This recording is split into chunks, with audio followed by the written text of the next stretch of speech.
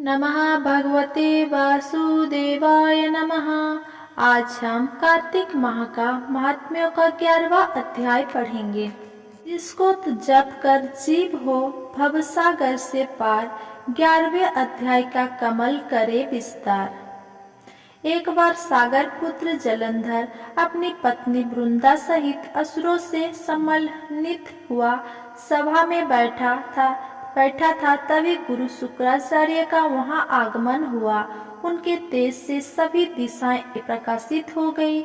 गुरु शुक्राचार्य को आता देखकर सागर पुत्र जलंधर ने असुरों सहित उठकर बड़े आदर से उन्हें प्रणाम किया।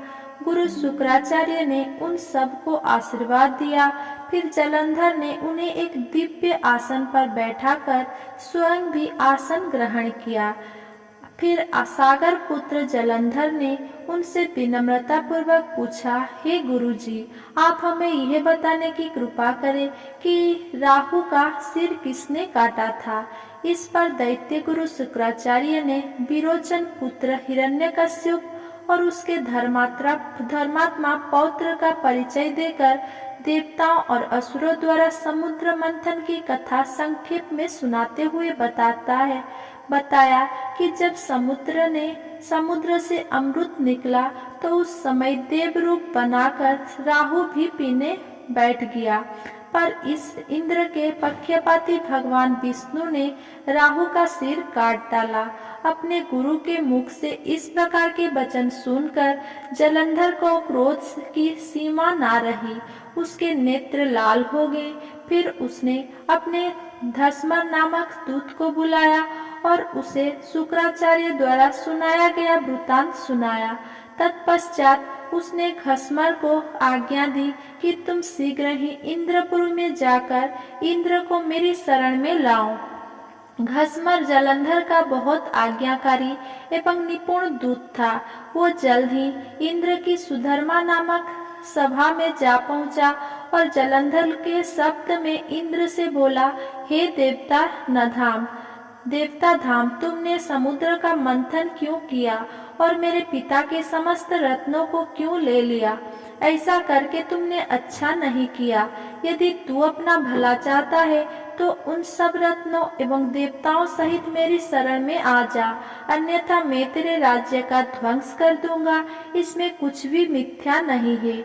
इंद्र बहुत विस्मित हुआ और कहने लगा, पहले मेरे भाई से सागर ने सब पर्वतों को अपनी क्रुंधि में क्यों स्थान दिया और उसने मेरे शत्रु दैत्यों की क्यों रक्षा की? इसी कारण मैंने उनके सब रत्न हरण किए हैं। मेरा द्रोही सुखी नहीं रह सकता, इसमें संदेह नहीं। इंद्र की ऐसी बात सुनकर वो दूत शीघ्र ही जलंधर के पास आया और सब बातें कह सुनाई। उसे सुनते ही वो दैत्यों मारे क्रोध के अपने ओष्ठ फड़फड़ाने लगा और देवताओं पर विजय प्राप्त करने के लिए उसने उद्योग आरंभ कर दिया। फिर तो सब दिशाओं पाताल से करोड़ों दो दैत्य उसके पास आने लगे। शुंभ निशुंभ आदि करोड़ों सेनापतियों के साथ जलंधर इंद्र से युद्ध करने लगा। शीघ्र ही इंद्र के नंदन वन में उसने अपनी सेना उतार दी। वीरों की शंख ध्वनि और गर्जना से इंद्रपुरी गूंज उठी। अमरावती छोड़ देवता उससे युद्ध करने लगे। भयानक मारकाट हुई। असुरों के गुरु आचार्य शुक्र अपनी मृत संजीवनी विद्या से और देवगुरु बृहस्पति द्रोणागिरी से औषधि लाकर जिलाते रहे। इस पर जलंधर ने क्रुद्ध होकर कहा, मेरे हाथ से मरे हुए देवता कैसे जाते हैं? जिताने वाला विद्या तो आपके पास है। तत्पश्चात यह सागर पुत्र युद्ध भूमि में आकर बड़े तीव्र गति से देवताओं का संहार करने लगा। जब द्रोणाचार्य जी औषधि लेने गए तो द्रोणाचार्य को उखड़ा हुआ शून्य पाया। यह भयभीत हो देवता के पास आए और कहा कि युद्ध बंद कर दो, जलंधर को अब नहीं जीत सकेंगे। पहले इंद्र ने शिव जी का अपमान किया था।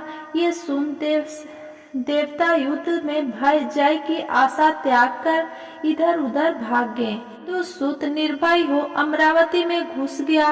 इंद्र आदि सब देवताओं ने गुफाओं में शरण ली।